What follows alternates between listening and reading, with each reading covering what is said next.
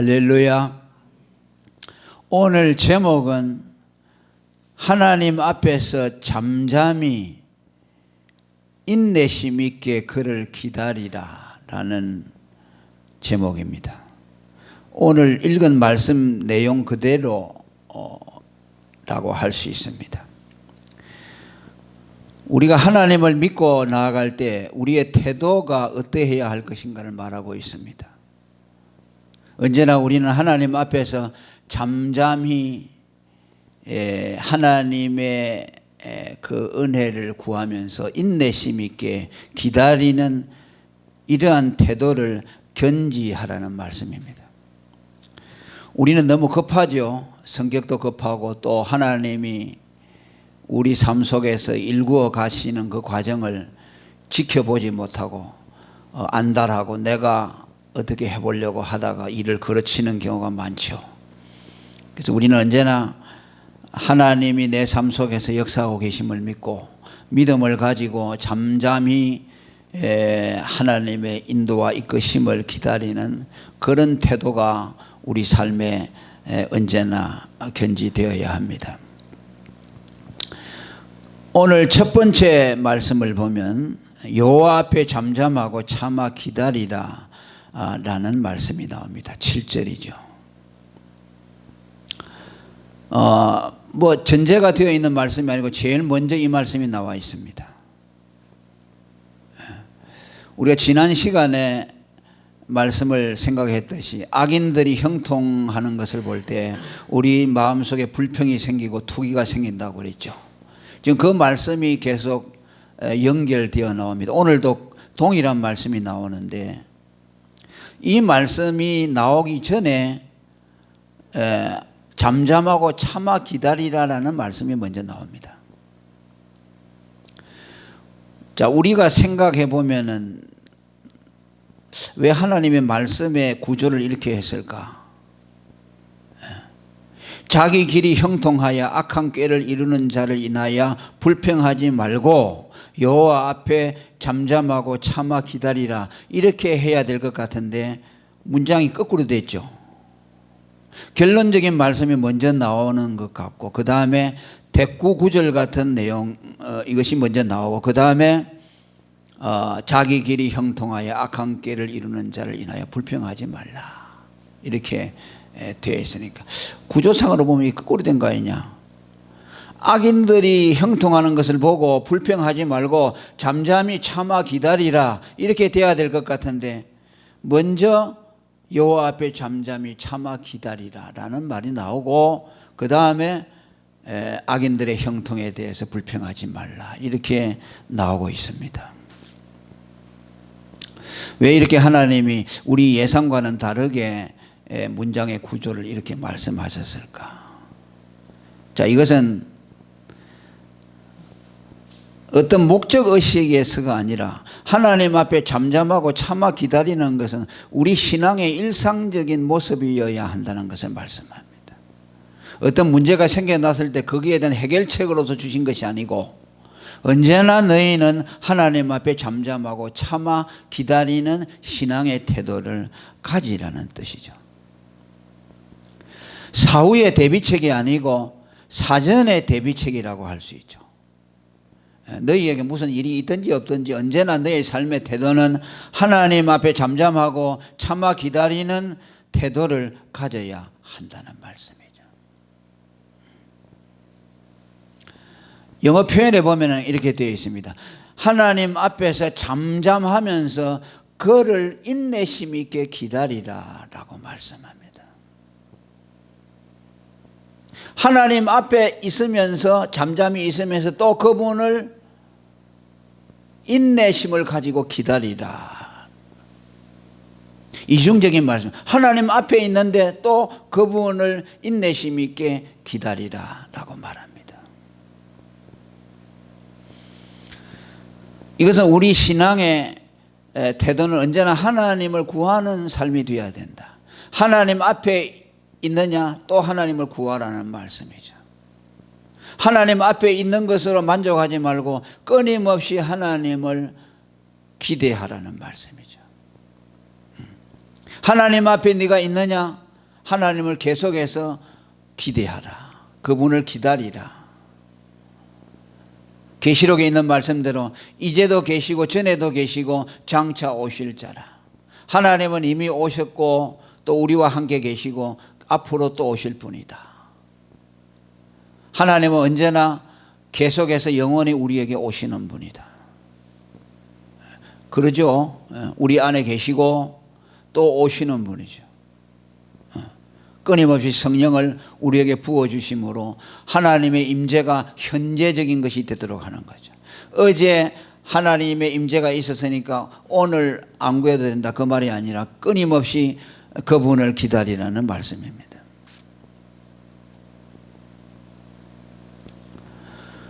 그리고 여호와 앞에서 잠잠하라라고 합니다. 이 앞에서라는 말에 주목을 해야 합니다.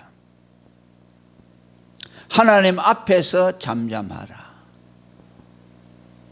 어디에서 잠잠하냐? 하나님 앞에서 잠잠하라. 다른 데서가 아니고 하나님 앞에서 잠잠하라. 그럼 하나님 앞이 어디에 계십니까? 하나님 앞은 누구에게나 허락이 되지 않습니다.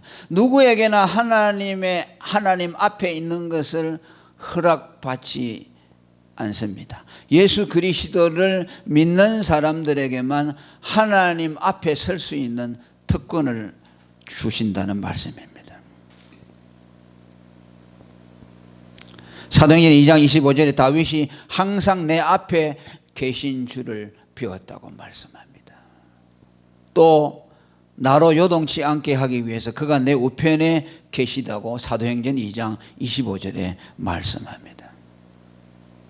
다윗은 언제나 자기 앞에 계신 하나님을 비웠습니다. 오늘 읽은 말씀과 같죠. 하나님 앞에서 잠잠하라.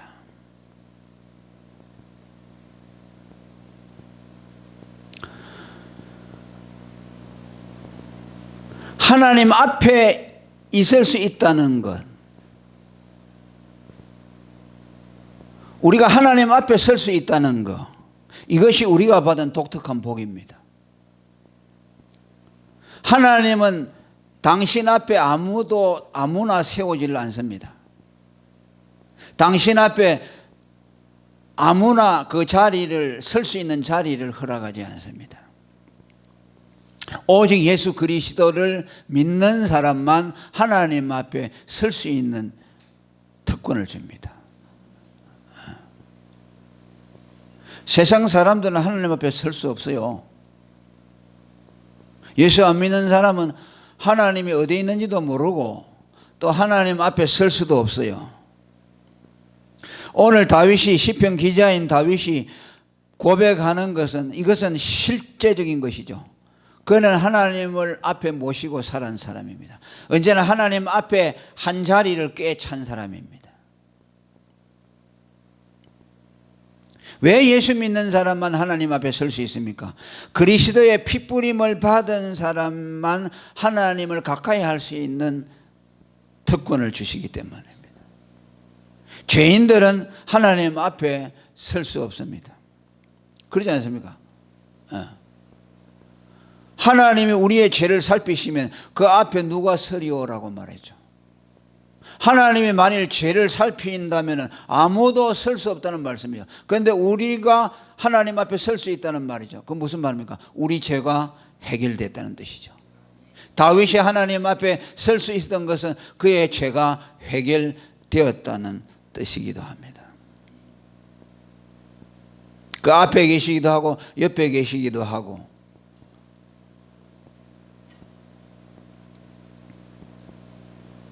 하박국 2장 20절에 보면 오직 여호와는 그 성전에 계시니 온 천하는 그 앞에 잠잠할지어다라고 말합니다.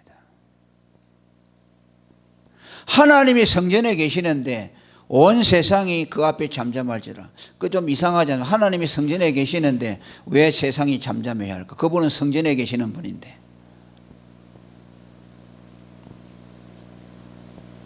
이 말씀은 하나님은 성전에만 갇혀 계신다는 뜻이 아니고, 오늘 예수님의 말씀이 있죠. 요한복음 2장에 보면 21절에 보면은 예수님의 육체를 성전이라고 말씀했죠. 그러니까 하나님 앞에 있다는 말, 하나님 앞에서 잠잠하라, 하나님 앞에 우리가 한 자리를 얻을 수 있다는 말씀은 그곳이 성전이라는 말씀이죠. 왜? 하나님은 성전에만 계시죠. 계신데 하나님이 우리 앞에 있을 수 있는 곳은 하나님이 성전으로 안에 계시다는 말이에요. 우리는 그 성전 앞에 있다는 말씀이죠. 예, 그 성전이 육체된 예수님, 예수님의 육체를 성전이라고 말씀했죠. 예수님의 피가 뿌려진 그곳이 성전이 되기 때문에 피 뿌림을 받은 그 사람 앞에 하나님이 계신다는 말씀이죠. 앞에 계시고 옆에 계시고.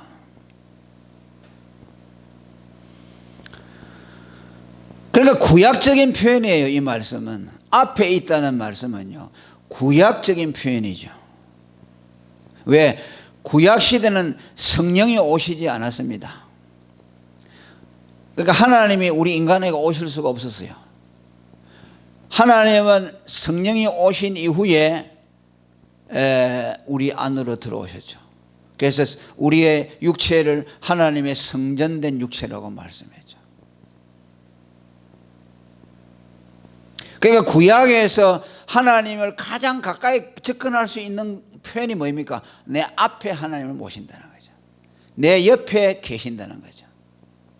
이 구약적인 표현으로서는 하나님이 가장 그의 백성들에게 가까이 있을 수 있다는 것을 표현한 것이죠. 에녹이 300년 동안 하나님과 동행했다는 말씀은 뭐죠? 하나님과 함께 걸어갔다. 그건 뭐예요? 인간이 하나님과 가장 가까워질 수 있는 관계를 말할 때 동행이라고 하고, 내 앞에 모셨다고 하고, 내 옆에 계신다고 말씀하죠. 그런데 신약 시대에 아버지와 아들로부터 나오는 성령이 우리 안에 직접 들어오셨어요. 할렐루야. 이제는 앞에 모시는 정도가 아니고 우리 안에 들어와 계세요. 우리 자신이 성전이 되어버렸죠.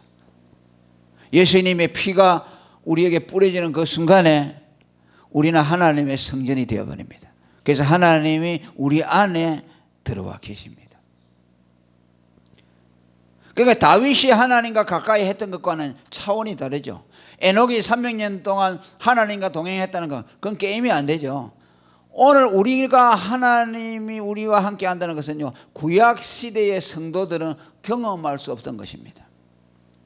심지어 예수님의 제자들이 예수님과 같이 3년 동안 공생애를 하였지만은 그들은 우리보다 가깝지 않습니다. 오순절 성령이 오신 이후에 비로소 그의 제자들에게 하나님의 영으로 오신 것이죠. 그들 머리 위에 임하여 계시고 그들 혀에 임해서 방언을 하게 되고, 그건 뭐냐면 하나님이 그들 몸 안으로 들어오셨다는 거죠. 그 말세에 내 영을 모든 육체에게 부어준다 그랬죠. 하나님이 육체 안으로 오셔서 그 육체를 당신의 성전으로 삼는다는 거죠. 그러니까 이원론주의자들은 이것을 안 믿습니다. 왜? 인간이 더러운 육체 속에 하나님이 어떻게 들어오느냐라고 말합니다. 그래서 성령이 내주한다는 것을 못 믿는 사람들이 있습니다. 이게 얼마나 잘못된 건지 몰라요. 그렇다면 동정녀 마리아는 예수님을 잉태할 수가 없죠. 그러니까 로마 천주교에서는 죄인의 몸에 하나님이 들어오실 수가 없기 때문에, 그럼 어떻게 돼요? 마리아가 죄가 없는 하나님의 어머니로 만들어야 되는 거죠. 그래서 마리아 무죄서를 만들어내고 그 죄가 없는 그야말로 하나님의 어머니 성모가 되어버렸죠. 그게 왜 그렇습니까? 그 이원론에서 나온 것이죠. 그 플라톤 철학을 철학이 오염됐죠. 그 로마 천주교가. 우리는 죄인이지만 하나님 우리 안에 들어올 수 있잖아요. 예수님이 마리아의 몸에 잉태된 것도 죄인의 몸속에 잉태된 거예요. 그러나 하나님이 보호해서 마리아의 죄성이 예수님에게 들어오지 못하도록 막아주었죠.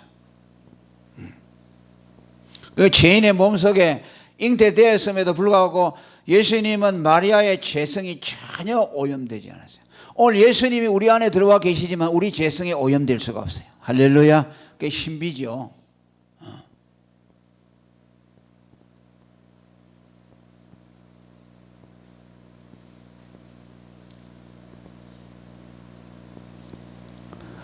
그러니까 그리스도 안에 있는 사람, 그러니까 하나님 앞에서 잠잠하라, 여호와 앞에서 잠잠하라는 말은 뭡니까?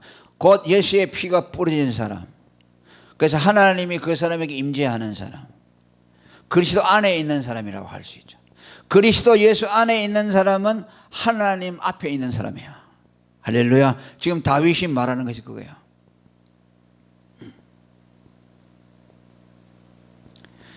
그러니까 잠잠하라는 말씀이 뭐인가? 하나님이 너 앞에 있기 때문에, 우리는 하나님 앞에 있기 때문에 너는 잠잠해야 된다는 말이죠. 하나님이 우리와 가까이 하시고 우리 앞에 하나님 앞에 한 자리를 우리가 깨쳤으니까, 그죠? 너희는 잠잠하라. 그러니까 우리가 어른이 집에 계시다면 말하는 것도 조심하죠. 행동 거지를 조심해야 돼. 그러니까 하나님이 가까이 계시니까 너희는 잠잠하라, 조용하라는 말이죠. 그 뜻이죠.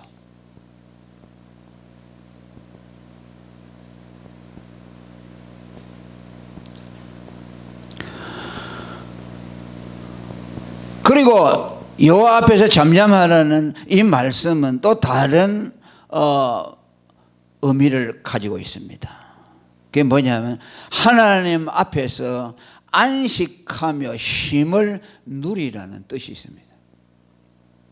그 킹 제임스 번역에 보면은 그렇게 되어 있어요. 하나님 안에서 휴식을 취하라. 레스트라고 되어 있어요. 하나님 안에서 안식하면서 그를 인내심 있게 기다리라 라고 그렇게 번역을 했습니다. 예수 믿는 사람은 하나님 안에서 안식을 누리는 사람이 되어야 된다. 예수 믿는 사람은 그분의 임재를 보고 그분 앞에서 잠잠하는 사람이지만 동시에 하나님의 임재를 누리고 즐기며 그분이 안식 가운데 거하는 사람이다. 그것이 너희의 삶의 일상적인 태도여야 한다라는 뜻입니다. 다만 침묵하라는 뜻이 아니라, 말을 하지 않는다는 뜻이 아니라 하나님 안에서 그가 주시는 안식을 누림으로 잠잠하라는 뜻이에요. 예수 믿는 사람의 삶의 태도가 이러해야 한다는 말씀입니다.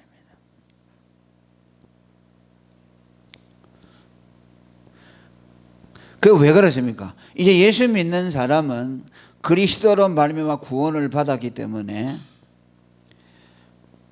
모든 욕망과 근심과 또 이런 세상의 모든 것에서 다 벗어난 사람들이죠. 두려움에서도 벗어났잖아요. 수고하고 무거운 짐진 자들아 다 내게로 오라. 내가 너희를 쉬게 하리라. 마태복음 11장 28절을 말씀했죠. 그러니까 예수님이 우리 죄를 구속해 주심으로 우리로 하여금 율법에서 해방시켜 줬잖아요. 우리가 구원을 받기 위해서 율법을 지키려고 애를 쓰고 안달할 필요가 없죠. 그래서 우리 어깨에 매여 있는 율법의 짐을 다 벗겨주었죠. 이제 그것이 수고하고 무거운 짐진 자들 다 내게로 와서 쉬라고 했죠. 안식을 약속했죠. 예수 믿는 사람에게 주시는 율법의 해방에서는 안식을 말씀했죠. 또 죽음과 하나님의 심판에 대한 두려움, 죄의식 이런 데서 다 벗어나죠. 그리고 그는 무엇보다 예수 그리스도의 소유가 되어서 그가 하나님의 것이 되는 것을 그의 인생의 목표로 삼는 사람이죠. 더 이상 과거처럼 세상의 욕망에 매여가지고서 세상의 것을 갖지 못해서 안달하지 않죠. 그러니까 그 심령이요 고요해지는 거야. 모든 욕심에서 벗어나게 돼요. 여러분 그러지 않습니까?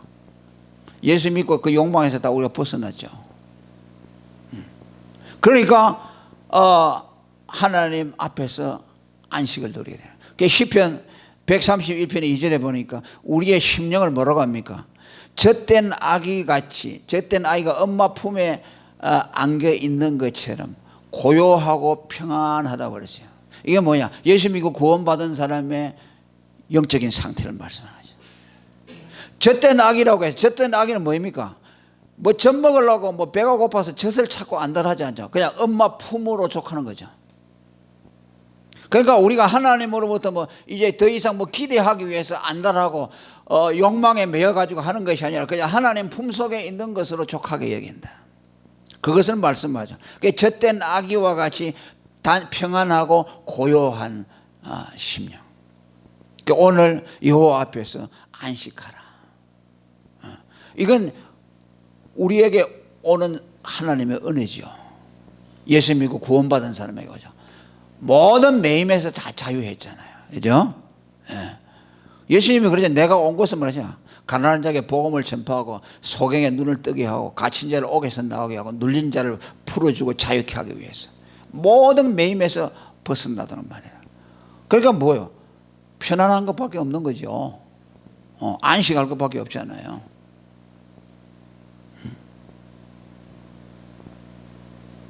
이것이 오늘 예수 믿는 사람의 삶의 태도여야 된다. 너희가 아직도 뭔가 안달하고 불안하고 매여서 있다면 그건 올바른 것이 아니다. 여호와 앞에서, 여호와 안에서, 하나님 안에서 안식하면서 즐기라. 그리고 그분만을 기다리라. 그분을 인내심 있게 계속해서 그분을 기다리라. 예수님도 이 세상에 오셔서 그렇게 사실 친히 예수님이 그렇게 보여주죠.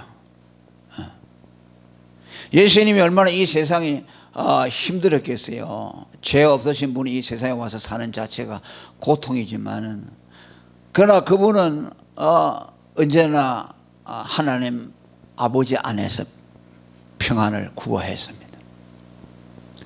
그 갈릴리 바다에서 풍랑이 미친 듯이 일어날 때 배 안에서 고물을 베고 평안히 주무셨다고 그러죠. 어린 아이와 같은 거죠. 젖된 아이가 엄마 품에 있는 것처럼 그렇게 배에서 누워서 아주 곤히 잤다고 했어요. 그냥 뭐 억지로 자려고 한 것이 아니라 아주 깊이 잠이 들었다고 그랬어요. 그 제자들이 흔들어 깨워서 예수님이 일어났다고 그랬어요. 그러니까 이 세상의 모든 것을 자유하신 분이죠, 예수님. 우리가 그렇게 돼야 된다고 말이에요. 제자들은 어떻게 해서 혼비백산에서 죽겠다고 난리를 떨었죠. 예수님이 고난을 당하실 때도 틀 깎는 자 앞에 잠잠한 어린 양과 같다고 이사야 53장 7절에 말씀했죠. 그 사일런트라고 그랬어요. 조용했다는 것이죠. 그저 몸을 맡겨놓고 침을 뱉고 때리고 그러죠. 우리가 이제 때리면서 누가 때렸느냐 물어봐라. 네가 선지자냐 물어보고 온갖 조롱 멸시를 했죠. 그때 예수님은 고요했다고 했어요.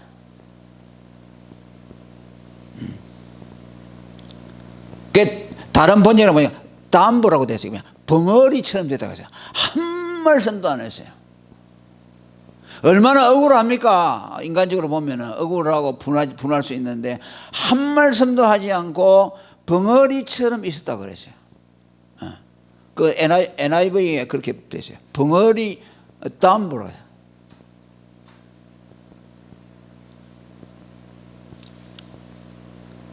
도수장으로 끌려가는 어린 양과 틀 깎는 자 앞에 잠잠한 양같이 그 입을 열지 아니했다. 그게 뭐예요?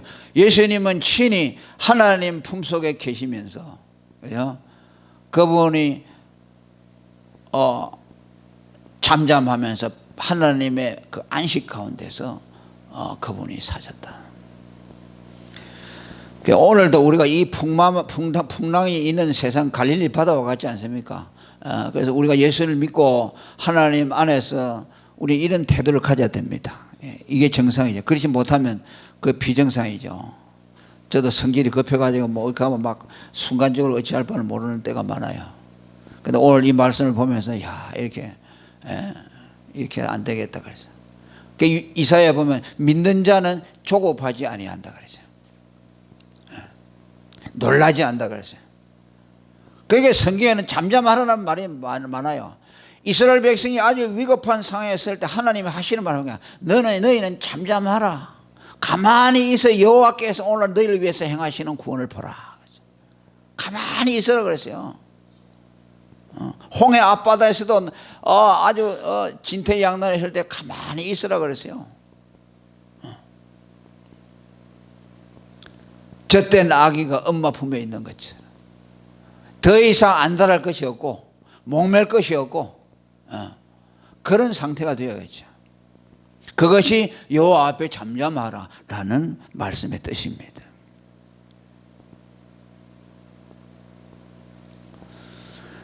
그리고 이렇게 되어 있을 때 뭐라고 했습니까? 뭐 악인이 형통하는 걸 볼 때 뭐 그 분노가 일어나겠어요? 그러죠. 하나님 앞에서 안식하고 평안하면서 그분의 임재 아래 있다면은 뭐 악인들이 형통한 거 보고 뭐 그것에 분노할 수 있겠습니까? 그건 자동적으로 뭐 그런 건 다 초월할 수가 있겠죠.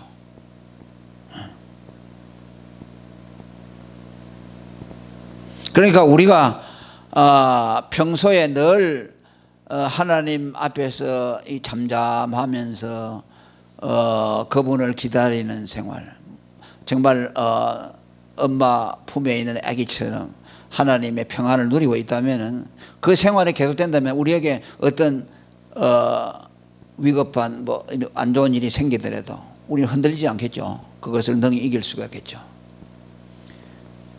그게 이제 뭐 그 스토아주의라고 그 중세 그런 철학이 있었죠. 그 사람들은 뭐냐면요, 평소에 훈련을 한답니다.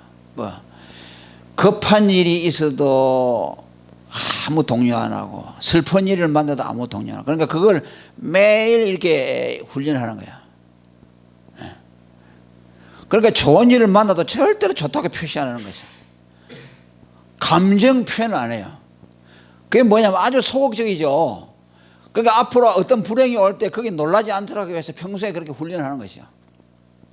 그러니까 완전히 초월적인 감정을 초월하는 그런 철학 하나의 훈련인데, 뭐 우리는 그걸 말하는 것이 아니죠.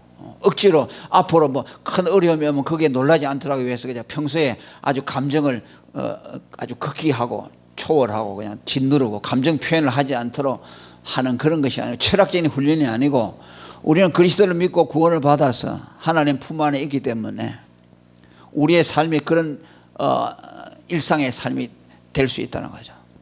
훈련을 하는 게 아니죠.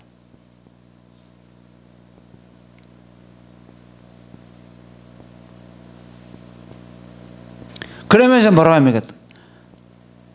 8절에 한번 읽어봅니다. 시작. 분을 거치고 너를 버리라. 불평하여 말라. 행하게 치우칠 뿐이라 말씀.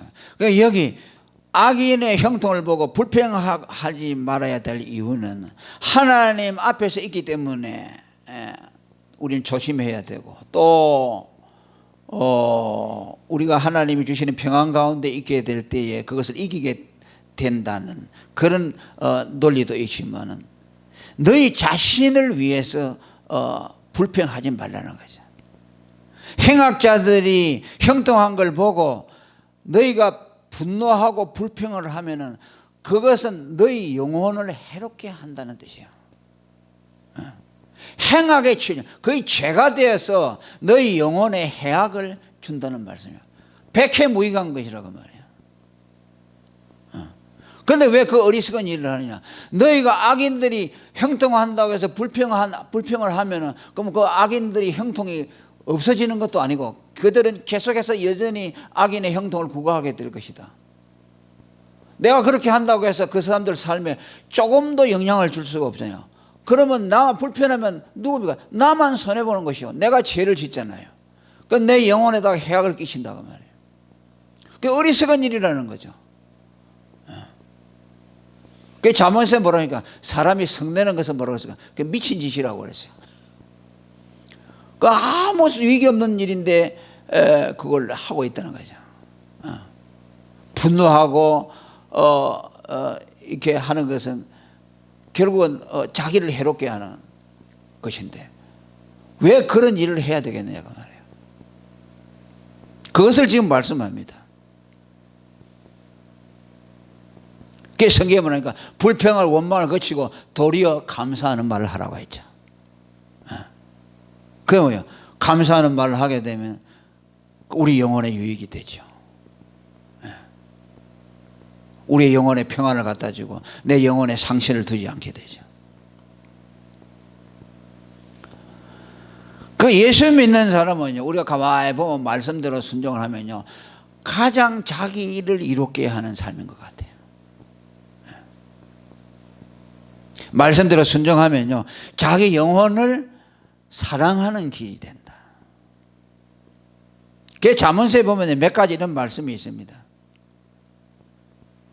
자기 영혼을 미워하는 일이 세 가지를 말씀합니다. 그게 잠언서 29장 24절에 보면요, 도적과 짜가는 자는 자기의 영혼을 미워하는 자라. 도덕질하는 것은요, 자기 영혼에 해악을 끼치는 것이다. 그 도덕질 왜 합니까? 도적과 짜가면서 자기의 어떤 유익을 취하기 위해서 하죠. 남에게서 훔치려고 하죠. 그럼 그것이 육신적으로는 뭐 자기에게 좀 도움이 될지 모르지만 그건 뭐예요? 자기 영혼을 해롭게 하는 거죠.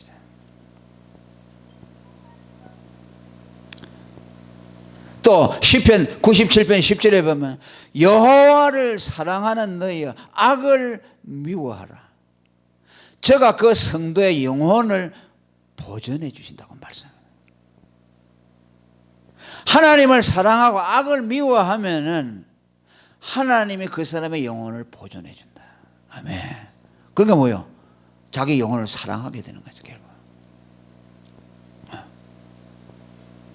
그런데 우리는 자기를 사랑하기 위해서 자기를 위한다고 하면서 하나님 미워하는 일들을 하면서 그러면 결론적으로는 자기를 해롭게 하는 일이 얼마나 많습니까? 잠언서 8장 36절에는 나를 잃는 자는 자기의 영혼을 해하는 자라. 물은 나를 미워하는 자는 사망을 사랑하느니라.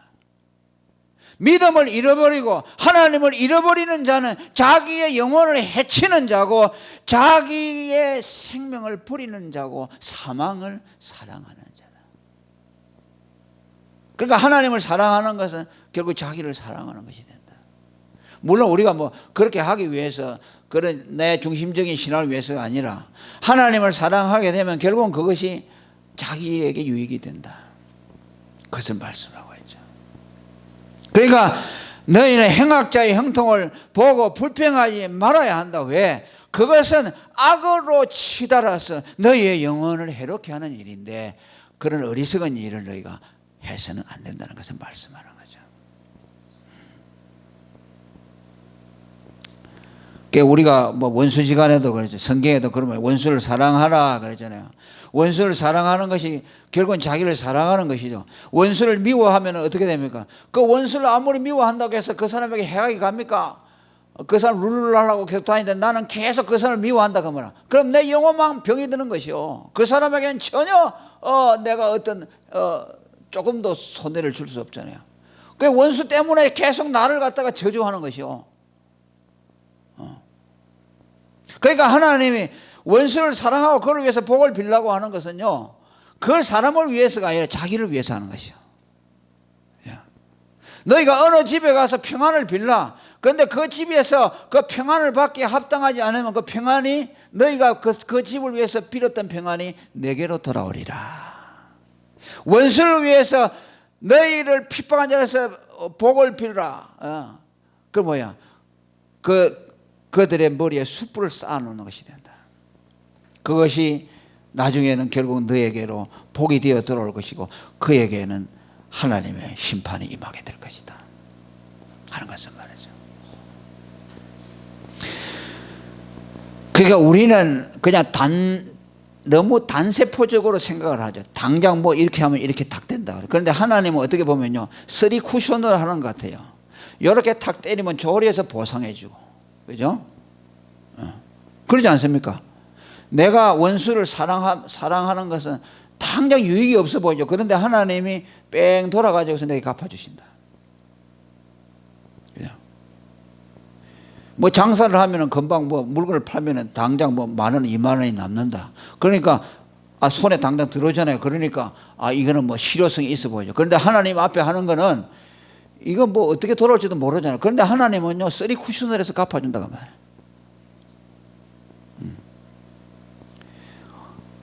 의인의 자손이 빌어먹는 일이 없다고 그러잖아요. 그러니까 우리가 하나님께 충성하고 하나님의 교회를 잘 받들고 또 우리가 선한 일들을 하게 되면은 하나님이 다른 방법으로 우리에게 채워주시는 거죠.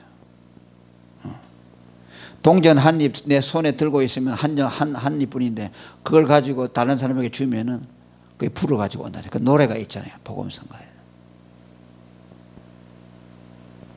그러니까 하나님의 말씀은 진리예요.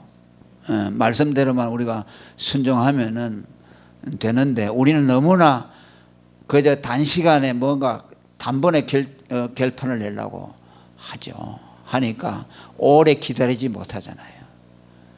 그냥 채소도 그냥 오늘 심어놓으면 내일 그냥 금방 이렇게 자라나는 그런 거 보지 10년, 20년 자라나가지고 열매 맺는 걸 못 하잖아요. 독일에 지금 그 숲 속에 들어가면요, 도무지 찾아 나올 수 없을 정도로 숲이 빽빽하답니다. 그런데 그거 어떻게 되냐? 100년 전에 자기가 살아있을 동안에 나무가 자라나는 거 보지 못하는 사람들이 후손들을 위해서 심어 놓았기 때문에 그렇다. 우리가 열심히 이 땅에서 심어 놓으면 뭐 우리가 못 거둘 수도 있어요. 그러나 앞으로 우리 후대들이 그것을 거두게 될 것이고, 그러니까 결단코 헛된 것이 없죠. 그래서 우리는 언제나 하나님을 의식해야 됩니다. 그냥 사람만 보고 사람에게 당장 뭐 이렇게 하고 사람끼리 이런 게 아니라 언제나 하나님을 생각하면서 멀리 보고 언제나 우리는 하나님께서 우리의 삶 속에서 개입하셔서 이루어 주실 그런 미래를 바라보면서 소망 가운데서 우리가 신앙생활을 해야 할 것입니다. 오늘 여호와 앞에 잠잠하고 참아 기다리라. 이것은 어떤 특별한 목적 의식에서 하는 것이 아니라 우리 예수 믿는 사람이 일상적인 신앙 태도가 되어야 된다는 것을 말씀했습니다. 우리는 언제나 하나님 앞에 있는 사람입니다. 하나님 앞에 한 자리를 꿰찰 수 있다는 것이 축복입니다. 이건 누구에게나 허락되지 않아요. 누구에게나 하나님 앞에 있도록 용납하지 않습니다. 그리스도의 피뿌림을 받아서 성전된 사람, 그리스도 안에 있는 사람만 하나님 앞에 설 수 있는 특권을 받았습니다. 이 복을 우리가 아시고 이 복을 소중하게 여기시고, 그래서 우리는 이제 그 예수님의 은혜로 다 모든 것에서 우리가 해방을 받아서, 그래서 이 잠잠하고 참아서 기다리라는 말씀은 이제 하나님 안에서 안식하라는 말씀이라는 것을 우리가 또 이해를 했습니다. 우리가 예수님으로 인해서 모든 매임에서 풀어져서 주님이 우리에게 자유를 주셨습니다. 그래서 이 자유를 잃어버리지 마시고 이 자유를 만끽하시고 언제나 이 자유 가운데서 하나님이 우리에게 주시는 그 말씀을 쫓아서 잘 살아가다 보면 이제 하나님의 놀라운 약속들이 여러분 삶에서 이루어질 줄로 믿습니다. 통성으로 기도하겠습니다.